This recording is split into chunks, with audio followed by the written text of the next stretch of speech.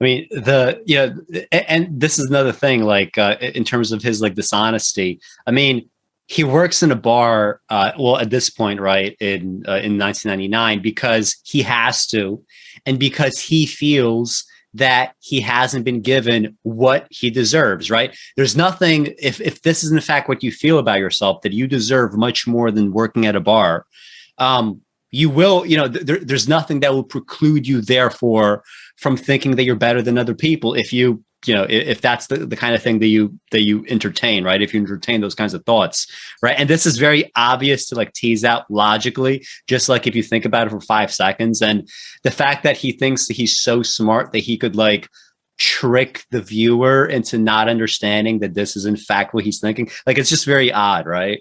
Well, the thing is, this whole thing, he talks about logic and whatnot, but clearly he's a metaphysician in his mind. And you have this quote that, and I'll just read it unless you wanted to, his concept of evil, where in his CTMU, I guess this is the way he took it, it says, evil is incoherent because it's anti-existent, it hates existence, and it wants to go out of existence. When you take a bunch of evil and it won't recognize its own existence or the existence of anything else, it's very hard to coordinate. So it becomes incoherent. The only way that evil achieves any sort of reality is because it uses physical systems and uses their structures, their hierarchies, in order to be realized. Now, number one, the first thing, he's anthropomorphizing a concept.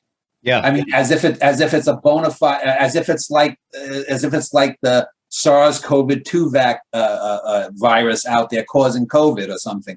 And the evil, and even if you accept that ridiculous metaphor, what he's saying is basically just gibberish. The only way that evil achieves any sort of reality is uses physical systems, uses their structures, their hierarchies in order to be realized. What? Even if we were talking about a virus, that makes no sense.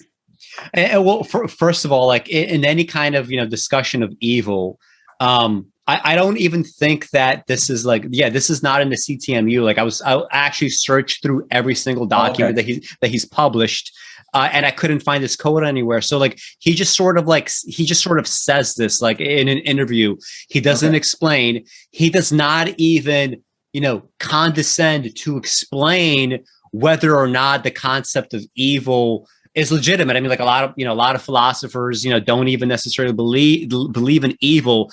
I think that if you're going to engage with something like this, at least you're going to have to like set up some kind of definitions, right? You're going to have to like deal with this concept as a concept. You're going to have to refer maybe to like what other people have thought, rebuff it, amplify it in some way, like whatever you want to do. But he just kind of like throws it out there, as a given, evil is this thing, evil, is using. And that's the thing. And you could, I think, sort of, make out what he's saying, but you would have to imbue a lot of your own prior understandings. Like when I, listen to something like this, the only way that evil achieves any sort of reality is because it uses physical systems. I think of like, maybe what Nietzsche might say in terms of, setting up things that are greater than, lesser than, something that's constructive versus destructive, something that is destructive by its nature. It's going to be lesser than, like, but that's like my own priors and my own like understandings. But he needs to start with a set of definitions first. He needs to make sure that they're coherent. He needs to like even explain like what is evil anyway, right? Like it's just amazing that none of this is defined. Like everything is taken as a given. He spouts it off, and by spouting it off, he assumes that it comes into some sort of material reality, which is just weird. So I don't want to spend so much time on the CTMU since we did this, and it's basically nonsense, but you had said it. So in the CTMU, he asserts, you say, reality is a language, and there's a syntactic grammar which exists prior to anything else, putting into motion a self-referential universe which come from nothing. So, and I remember similar things like that. But like I just said when we were watching the video, mathematics is a language. And that's not metaphorical. To say, when he says reality is a language, that's clearly a metaphor. It's not a language, because there would have to be cognitive beings beyond the real state. But mathematics is a language, because, and I'll give you a perfect example, and I'll use a blue collar example. For the last few years before this last year, I was running a dairy department. I've run dairy departments for 3 different companies, and I know, for example, when I ordered milk, for example, I was able to hit 98% of the time exact amounts where I could have enough on the shelf that it was easy. We never ran out of things because of my ordering, and I would have enough to wait until the next delivery got. Now, anyone else in all the companies I worked with couldn't do this. Now, it wasn't because I was looking at the numbers, although if I looked at numbers, I could see patterns. Literally, if I looked at a shelf and I knew what I had, and I knew what needed to be, we needed to have till the next truck, I had a sort of a quantity, but it wasn't a numeric quantity. It was literally, I could see the amount of milk. And then in order to put it into the system, I couldn't say, well, I make up a word, moo amount of milk, or chaka amount of milk, or this amount. I would then have to say, okay, this is how much we need for this kind of milk. And I would say, boom, boom, boom. And I would go cut it down and say, okay, I need at least 70 half gallons of this milk to last us till the next one. And then I would translate it. So I have always said to myself, if you have some other kind of non-human intelligence on a planet where there aren't discrete objects, let's say you have an intelligence that evolves in some kind of creature in a gas planet where they can't necessarily say, oh, here are 5 rocks, or here are you would have some kind of an intelligence that would be beyond or a totally different kind of way to view the universe rather than our mathematics. When I was able to order so well, I had to transfer a thing that I could get, whatever I needed to be ordered into the mathematics we used. So there's no difference between that and translating a poem of mine into Portuguese. Mm-hmm. And another thing, like, I definitely get the sense, like reading other scientists or whatever, there's very often this envy that people outside of the arts feel, right, towards artists, right? This is just like, like, I'm sure you've noticed the same thing. Like, it strikes me very much like when someone says something like reality is a language, you're just trying to get, the halo effect of the word language, right? There's something, big about it. There's something about it that's like, even more complex, right? Reality to a lot of people, it's like, all right, it's a boring word. I know what that means. It refers to like, everyday fabric, whatever. By saying reality is a language, you're just trying to recreate something that is like, boring or baseline into something else that has this like, halo effect, right? You're trying to like essentially leech off of it. You're a parasite off of these other concepts, right? And he does this a lot, right? So like reality is a language is like the first part of his thesis. Another thing that he says is there is no object-subject distinction because they are interdependent. I mean, that's not very, like Buddhism sort of says the same thing. Like this is a little new. This is like old shit. Then he switches from that to say the universal mind is thus generated, which is God's mind, and everyone else is a slice of God. You pointed out this also is not very neurocomplex. This is just like, another means of, proving God's existence by essentially saying that God is everything. I mean, that's not, that's not a very, complex thing. It sounds like something Jim Morrison would have said, but said a little bit better in a Doors song. Yeah, he would have, that's the thing. You could say this kind of shit if you put it into a poem, because then you could refract so many other meanings. You could put under, right? You could subsume so many other items, and you could do it in a way that's novel. You could do it in a way that's unique. You could do it in a way that's interesting. This calls to mind, the worst of academic writing. Like this is exactly the type of shit that Jordan Peterson did in his first book, right? So, and the funny thing is that, Langan says some negative things about Jordan Peterson, but they have a lot in common, right? So did you, before we go to the next subject, you had listed had some crazy things he said on his Facebook page? Oh yeah, let's just like take a look at his social media just briefly. Was it Facebook or Twitter? Which one is it? It's Twitter that goes off to like Gab, right? So Gab is like Gab is a social media platform for people that are afraid they're going to be booted off of Twitter for saying crazy shit. And so this thing is that just like Parler? Is Gab like Parler? Yeah, kind of like it's just kind of like full of and that's the thing. Like I'm actually like really into the idea of alternative like social media platforms. I don't think something like Twitter is good. I want there to be like other things, but the problem is the kinds of people that tend to get booted from Twitter are people that eventually congregate here and start like a Nazi, party of some sort. Like that's anyway. So this caught my attention. I thought it was very weird, right? Just like the premise is weird. So he's sharing this video of this guy at a store, right? So like in terms of like critiques of COVID-19 restrictions, this is one of the things that I would agree with. So he shares this video of this kid at a store. He's trying to smell a scented candle to see whether or not he wants to buy it. So he very briefly, no one's around him, he very briefly pulls down his mask. He smells the candle, and suddenly, all these people kind of like jump up and they're like, what are you doing? Put the mask back on. Like, what are you doing? What are you doing? Right? Just completely like losing their minds, right? That's not something that's appropriate. I don't think this is the sort of thing that would cause people to be very resentful of restrictions they might otherwise have tolerated. So anyway, so that's the point being made in the video. I have no issue with that point, but this is the way that he phrases it. He begins by saying, ever get embarrassed because of your skin color? Personally, I'm embarrassed to share the same skin color as the aggressively officious little mask Nazis in this video. It's mortifying in a world where all kinds of superior minority types and their libtard facilitators are constantly criticizing Whitey for this and that, right? And so that's because like all these white people show up and they demanded this kid put the mask back on appropriately. But like when I walk down the street and I see a white person, I never, ever have any thought in my head of natural camaraderie. I don't find white people to be naturally my comrades.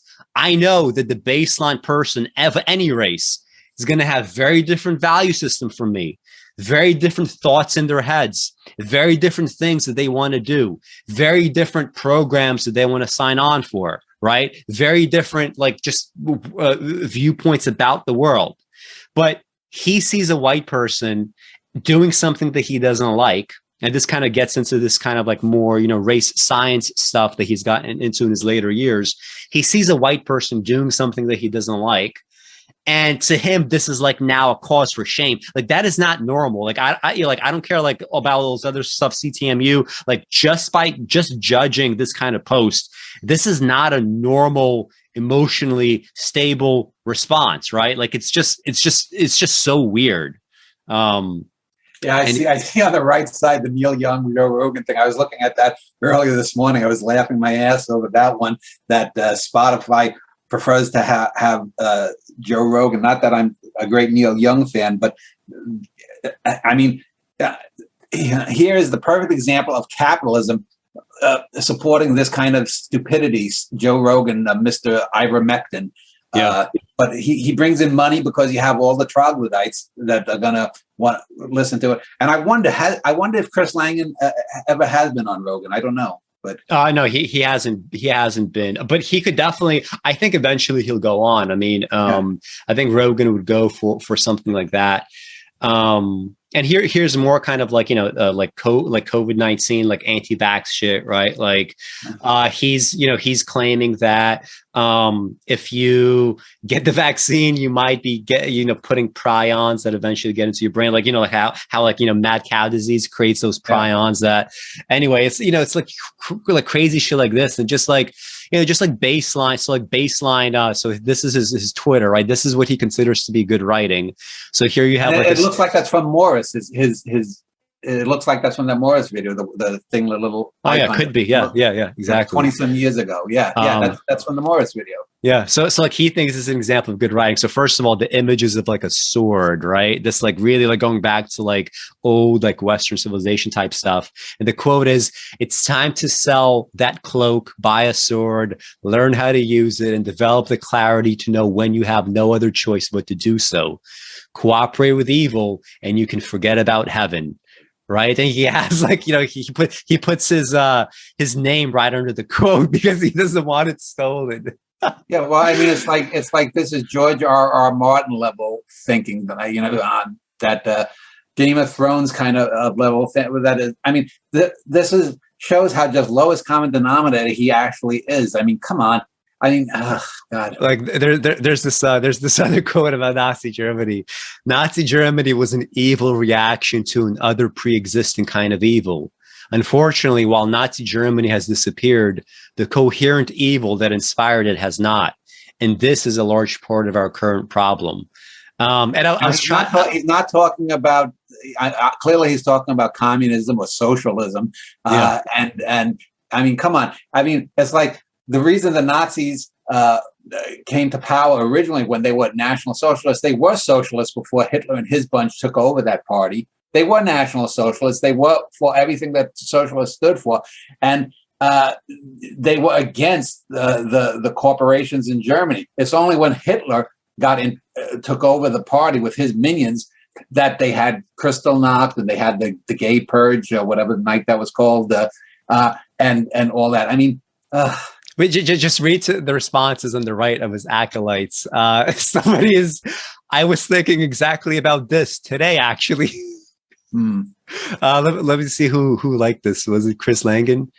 Have you ever tripped? Someone asked. Yeah. Like serious question. Have you ever tripped? You think this is serious? And then someone else. 6 gorillion, right? Someone like making fun of the idea that 6 million Jews died. So like you have like like Nazis in the in the comments as well. Like you could pull like any one of these like fucking quotes, right? And you're gonna get some like totally and why is like a man asinine now stuff. Pushing 70? Why is he using these icons where he's still flexing his muscles from 25 years ago? Well, I mean, that reminds me of Carolyn Forche, the poetess, when she was like my age now, 56, 57, using her book cover where she was a hot little 28-year-old. To be fair, he still looks pretty good and in shape. Like you still see his in that interview that he did with that Asian guy, like you see his like gym equipment there. So he looks good for his age, but also you could tell like from the interview, right, that he's someone that takes a lot of pride in his body. So he's going to do this like Neil deGrasse Tyson type of pose, showing off the muscles because look at this quote. God is existence. Satan, on the other hand, is intentional anti-existence or evil, which can be simplistically defined not just as the opposite of God, that which would, if it could, cancel godly existence, but as a psychological tendency to self-annihilation and various scales of existence. Like word salad. He calls himself he's constantly talking about how poor communicator scientists are, and then he comes up with some shit like this. And what? And I guess that's supposed to. He couldn't find any good images of hell, so a California wildfire. Yeah, yeah, that's creative. And like more like race type shit, right? So discrimination against Western majorities is implicit in post-1965 U.S. immigration policy. That's why we get almost no immigrants from Europe, and this makes multiculturalism as racist as can be. Well, first of all, the reason why you get no immigrants from Europe is they don't want to why would they want to move to America? This is a developed continent, right? They have their own education system. And if you were from behind the Iron Curtain at the time, you could come in easily. I mean, what he's talking about here is when I was a kid, I've mentioned this before, the people who worked in sweatshops were not Latinos back in the 50s and 60s, but they were Slavs who came over. And so they cut some of that down, unless you could prove that you were being persecuted by communist regime, whether it's in El Salvador or Cuba or behind the Iron Curtain. So even this is not totally honest. Yeah.